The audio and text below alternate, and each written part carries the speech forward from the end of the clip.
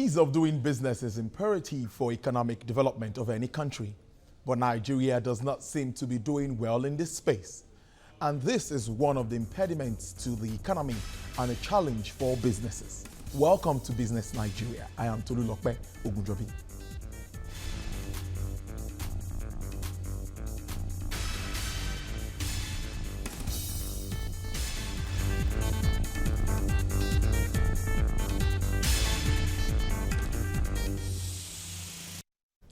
A warm welcome to you again. The recent World Bank report on the ease of doing business covering 190 countries revealed that Nigeria's ranking improved marginally from 170 to 169 out of the 190 countries surveyed.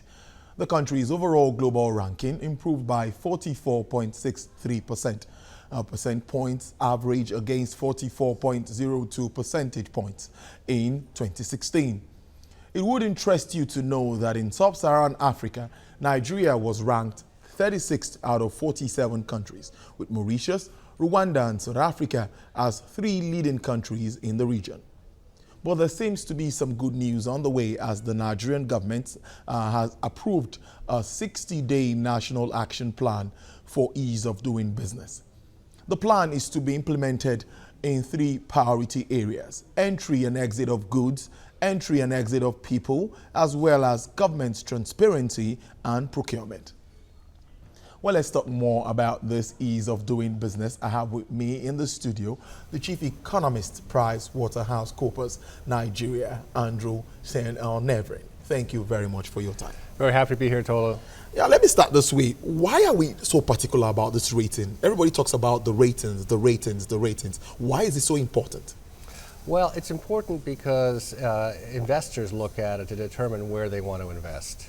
And in Nigeria right now, to put some numbers on it, we probably need foreign investment of about $30 to $50 billion a year to grow. If we want to grow 4 to 6% in GDP, we need that level of investment. Last year, foreign direct investment was between 1 and 2 billion. So the difference between 1 and 2 billion and 30 and 50 billion is huge. But investors start by looking at the ease of doing business, and when you're 169th, that's not a very good situation. At all. Now that the government has put in this 60-day plan, national action plan to try and address this, and all the moves by the acting president to actually address this issue of this ease of doing business, what do you make of it? Well, I think it's a very positive sign. If we go back 18 months ago when the recession started, I mean, people seemed at that time to rely on hoping that oil might come back, but that wasn't a very good strategy. I think now people have gone through the pain of the recession, and there's widespread recognition that we need to be attractive to investors. And it's not just foreign investors, we need to be attractive to domestic investors because we're asking for their savings. So ease of doing business is a key measure of that. And I think the level of focus at the federal government level with the Ministry of Industry, Trade and Investment, the NIPC, and the level of focus at a lot of the state governments is something we didn't have 18 months ago. So now there's a commitment to actually make a difference. Indeed, something comes to my mind now. How is this ranking calculated? What are the factors responsible or what for bringing out this result? And we now know that Nigeria is 100 and this 100. What are the factors responsible? What do they put in together to get this ratings? Well, it's a very good question. If we want to get the rating up, we have to understand how it's calculated. I mean, if we want to win a football game, we've got to understand you've got to score more goals than your opponent, right? So the way the rating is done is there's 8 dimensions to it. I won't go through all 8, but a couple like electricity, ease of paying taxes, ease of goods in and out, 8 categories like that. And then in the case of Nigeria, the World Bank comes and they look mainly at Lagos. So Lagos is about 70% of it. Kano is about 30% of it, a little bit less because they take a little bit of input. But if we want to move the rating, we've got to move those 8 dimensions, and we have to move it in Lagos for sure. If we don't move it in Lagos, the rating is not going to get better. Lagos indeed is very strategic in all of this. Lagos State is very strategic. The entry point, everybody comes to Lagos. The efforts by the government too, I can say it's commendable, looking at the Office of the Overseas Investments and all of that, trying to promote foreign direct investment and all of that. Or would you say the state has been doing fairly well in, with regards to letting foreigners come in to do business and also even encouraging local businesses? Well, I think Lagos is doing great. I mean, it is not reflected yet in the ranking because the ranking, they do a while back and they process all the results on that. But I mean, the governor is very focused on this. He's come out and said that he would like, we're 169th. He would said we're aiming for 50th. Now, how long will that take? Maybe 5 to 7 years, maybe faster if we do that. So what the governor's done is he's very focused on the 8 dimensions, and some of the parts the state can focus on, and his team is working away on that. Some of it still has to be the federal government, so you've got to get the federal government to do their part. But I think that I think Lagos is going to lead the way, and I think that everyone around the world realizes how much potential the Lagos economy has. So if we want to get our investment up here, our employment up here, our growth rate up here, and we need that investment, we get this message out. But if we move from 169th to 145 to 125, I mean, those movements will bring in large amounts of money. People just need to see us moving forward. But what time frame are we looking at? Because all of these challenges seems to be cumbersome. When we look at the tax issues, we still have issues with multiple taxation. We still have all of this lined up. How soon do you see us getting it right? Well, I think, as I said, the indicator's lagging, so we may get it right and we don't get a year, 18 months before the number comes out that's better. I think we're already on track for it to be much better, and you have to change these processes. But I think you'll see, I mean, people are seeing already, the commitment that the governor has here, the commitment that the minister and the federal government has here. We've got this task force there, and I think people really understand we have to make progress on this dimension. So I do think in the next round we will see our ranking improve quite a lot. And if Lagos ranking improves, it's also going to, obviously Kano is the next one we've got to move, but then all the other states will move as well. So I think a lot of stuff has been happening in the background that's just, for example, the land registry in Lagos, critical because that's one of the dimensions. People need to know they can buy property and that it's secure, that you know who owns the property. But that's a major project. But the government here in Lagos has been working away at it for quite a while. We're now going to start to see that come to fruition. And even registration of business, that seems to also be a very, very difficult one. The Corporate Affairs Commission seems to be on one side, the federal government seems to be, because I don't know, it's not like this in foreign climes. Compare it to outside the country. How is it like to register a business and kickstart compared to what we have here in Nigeria? Well, I mean, most of the developed countries and even places like Rwanda or Mauritius, it's just a matter of days. It's a very clear process. A lot of it's done on e-government. I mean, you're right. I mean, getting all the paperwork together for your company into the CAC is cumbersome. Getting the things to move through the bureaucracy. I think that one of the challenges we have right now is at the governor level, the minister level, there's a lot of commitment to drive this. But their big challenge is to drive it through the bureaucracy or drive it through the civil service. So the governor says, well, I want to be able to do this in a week, but it sits on the civil service desk. It's still too paper-based, the process. And so that's what needs to be solved. But so I think that but if the governor and the minister stays focused on this and drives through with their political will, we will see the civil service respond. And it's happened in other countries. Smoother and not as difficult as this. Well, let's go on this break. Let's go on this break, Andrew. We'll go on this short break now and we'll be back with more on the show. Stay with us on Business Nigeria.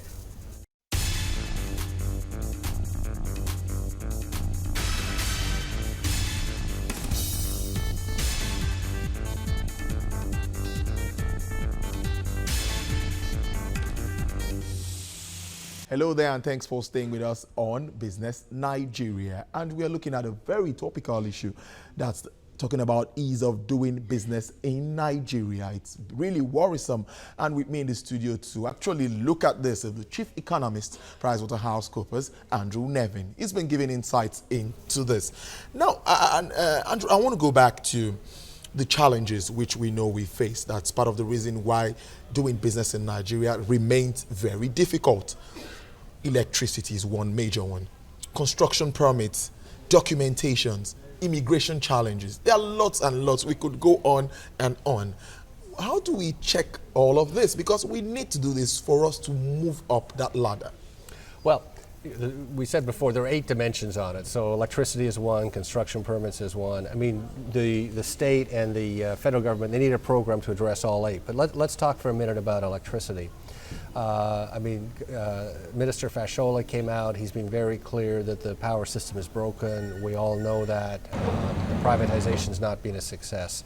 I think that one of the interesting things about that, in a way, is it's being concentrated with the federal government and NERC as the regulator, and it hasn't quite worked out. Now, Minister Fashola has come out and said, actually, the state should be doing more in electricity. And if you look at other jurisdictions, you often find, I'm Canadian, so in Canada, electricity is a provincial matter. The provinces figure out their own electricity. So I think some of these things, if there's a bit of a devolvement of powers, you may see more progress on, but particularly with electricity, because technology is changing. So we tend to think of large power plants, big grids, but actually a lot, if you look at kind of what's coming out, small scale hydro, small scale solar, you don't necessarily need the big grid. So I thought it was very interesting that the minister came out and said states should get involved in that, because they're a lot closer to the people using the electricity on that.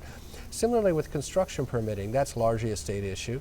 So that's easier to kind of wrap your arms around and make improvements on, because the state can get control of it. Very hard with 36 states and 180 million people. So we need to make sure the states can really focus on the things they're capable of doing, and the federal government is just left with the pieces it needs to do to drive up the ranking. Indeed. Talking about the states going this, I want to ask one more question with that. I know Lagos has been doing that. The State House, some of the government facilities like the hospitals, the water corporation are not under the electricity grid.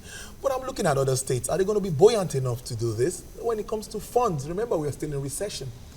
Well, I mean, I think one thing that people need to realize is that the amount of tax money that's spent is very, very small. So people keep hoping that with the budget being passed and the federal government releasing money, that we're going to have a big fiscal bump to the economy. That's actually not true. The total spending of the federal government is about 7 trillion naira this year.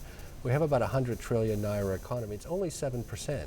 The only way we're going to get a bump in the economy is if we have private investment. And the only way we're going to have private investment is if we come up in the rankings. So I think that from an individual governor viewpoint, what he needs to do, he or she needs to do, is to make sure that the state is as attractive as possible. Every state has something they can do economically. Now, some states are further ahead in figuring this out, and that they have their own investment promotion corporations. They're able to interact with investors, give them confidence that if they come to the state that they'll be well treated. But what really destroys confidence is if someone comes and says, you come and you do this in our state, you do a mining project or you do an agri project, and then the state doesn't deliver on its part, right? Because those are big capital expenditures, and if one investor comes in, and I won't name any state, but goes into a state and they're not treated well, that will reverberate throughout the whole investor community, and no other investor will come to that state, and they'll be even nervous about other parts of Nigeria. So we're all in this together to make sure that we get the private capital we need to drive the economy forward, and every state has its part. And the other thing, just to sort of build on this, sorry for going on so long, but I mean, sometimes you read in the newspaper the states create 500 jobs, 5,000 jobs. I mean, that's good, but we need to create between 2 and 3 million jobs a year in Nigeria just to stay even because of our population growth rate. So we need millions of jobs. We need jobs in Lagos to be created. We need jobs in all the other 35 states. So unless every state pulls its weight, we're going to continue to have big problems with unemployment, with youth unemployment, which is building up social problems for the future. Real social problems, and you know, that won't even making the states attractive is really part of what I think we need to also look at here, making the states attractive. For Lagos, I'll give it to them, just like we've always given. The IGR is doing well. The tax system is perfect. I think, you know, they're doing very well. But I'm still worried about the smaller states. How do you think? Because the people want to see what they do with the taxpayers' money. They would always want to argue that we've been paying, we don't have good roads, yes. We can't move our farm produce. That's for states that have agricultural products. They can't even move them to the cities. So for states like that, where would the government start from? Well, I think that, so in Lagos, the governor has what's called the Governor's Delivery Unit, GDU. And he set this up to drive the different initiatives, and so he could monitor them and make sure that we were making progress, right? And I think that he's talked to other states, and he's encouraging the governors to think about a similar mechanism. So some of the governors that really want to make a difference are putting in structures to drive the change. Now, exactly as you say, Lagos is doing well. In fact, the whole southwest, Ogun is doing very well, and then we extended up to the Ibadan Expressway. That whole southwest, Osun, Oyo, Ondo, Ogun, and Lagos, I think are really off to a good start. So the issue is, can they then be a model for other states? And if the state next to you is starting to do well, I mean, hopefully the population will put pressure on the government to say, look, on the governor to say, look, you also have to do well. So I think that slowly, and I hope faster and faster over time, there'll be enough pressure on every governor to make sure he makes progress. And if he's not making progress for the state, the people are just going to say, look, that's not the governor that we want. So as more states come in and make some progress, I think this will only accelerate. Now, all of this, what we intend to achieve is to promote industrial growth as well as attract foreign direct investment. And in attracting all of this, the foreign exchange market cannot be overruled. It's very important that we also look at issues surrounding the foreign. It's one of the challenges too, and I'm sure why we are still low in this ranking. Now, there have been lots and lots. You follow the trend. You know, at the time the naira was pegged against the dollar. At the time, we've tried to float the currency. At the moment, the central bank is injecting funds into commercial banks. Do you see this as being sustainable? Well, I think that whether we see it as sustainable or not, I think the market has spoken. I mean, as I said before, last year we only had foreign direct investment of 1 to 2 million. We had essentially no foreign portfolio investment. We came out of the Morgan Stanley Bond Index because of our FX strategy. So if we need $30 to $50 billion of investment from outside and we got effectively zero, the market has spoken. And one of those issues, as we're talking about, is the ease of doing business. The other issue that our clients tell us very clearly is the FX. That no one is going to invest until there's clarity in the FX. So I think we've come to a point where I'm not sure there's much choice but to liberalize the market, to keep adding rules. So obviously they've given a bit more money so people can get their personal travel allowance or they can go outside to do medical, but it doesn't solve the overall problem for an investor, which is, I understand currency risk, so I could invest 300 and maybe when I leave it's 400 to the naira, but it could also be 200, right? So I do think we're going to come to that point where it has to be liberalized. However, I would say that I think in the medium term, people are so worried about a devaluation. I think if it was liberalized, you would find over the medium term the naira strengthened. You know, why do I say that? I say that because investors want to come, so they're bringing dollars, euros, and they're driving the naira value up because they're buying naira. I mean, if people brought $30 to $50 billion of investment, the naira would appreciate. The other reason is because we have three commodities that are 40 to 45% of our FX use. So that's gasoline, rice, and sugar. Well, all three of those commodities are going to be solved in the next 3 to 5 years. We have the Dangote refinery coming on. We have modular refineries coming on. Rice, we're starting to see rice production. This is probably the top country in the world to produce rice. We should be a major exporter. And similarly with sugar. So actually, I think anyone betting against the naira today is making a mistake. And the investors outside are smart enough to know that. So if it was if it was liberalized, I think you'd actually see it may start, say, let's guess 350, 380, but the direction of travel would be to strengthen it. And I predict if we do these things, 3 or 4 years from now, we will be trying to restrict the inflows because the naira will be rising too fast because we don't want hot money coming in destabilizing it the other way. So I think there's a very positive story, but the existing rules we have in the FX have just been part of the reason investors are refusing to come to Nigeria. Confidence is also one thing that's worrisome. Investors' confidence. In all of this, investors need to be sure that we're coming into this country, we could do business and all of that. Are we building this confidence? For example, let's look at the bond that was floated, the $1 billion US bond that was floated, and it was oversubscribed. About 780% or all of that, you know what I'm talking about. Now, many have said that means that investors are already getting that confidence. They're already believing that, oh, Nigeria, I think the policies are getting stable. The government is becoming very focused. Do you also believe that with regards to that bond? Because the oversubscription has made analysts say, oh, I think investors' confidence is returning to Nigeria. Well, I think I think for the last 6 months, certainly the direction of travel has been positive. And why do we say that? One is that oil was $28. That was the real low point. Production was 1.4 million. We've come back from that. It gives us a little more liquidity, time to diversify.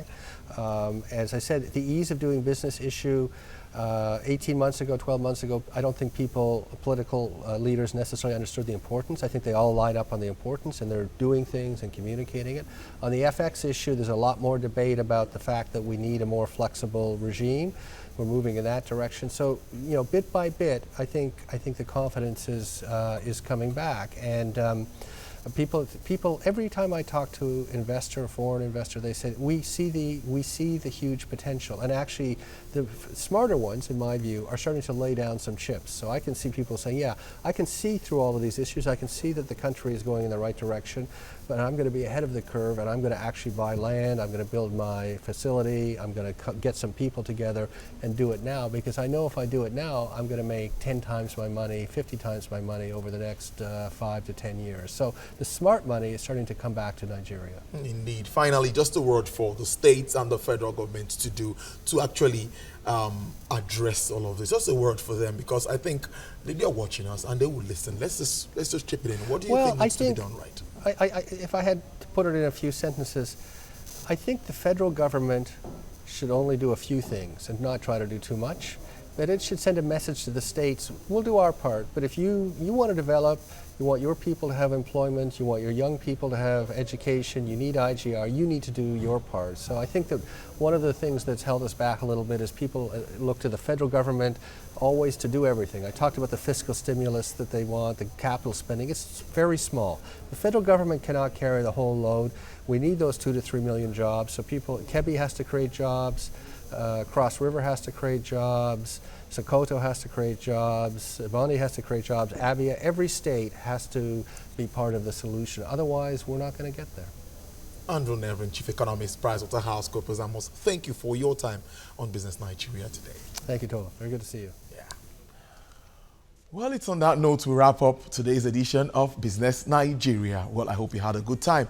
Or join us another time for more insightful and always, as usual, in-depth analysis. I am Tulu Lokpe Ogunjobi. On behalf of the entire production crew, thank you for watching. I leave you with the figures of the exchange rate as it stands today.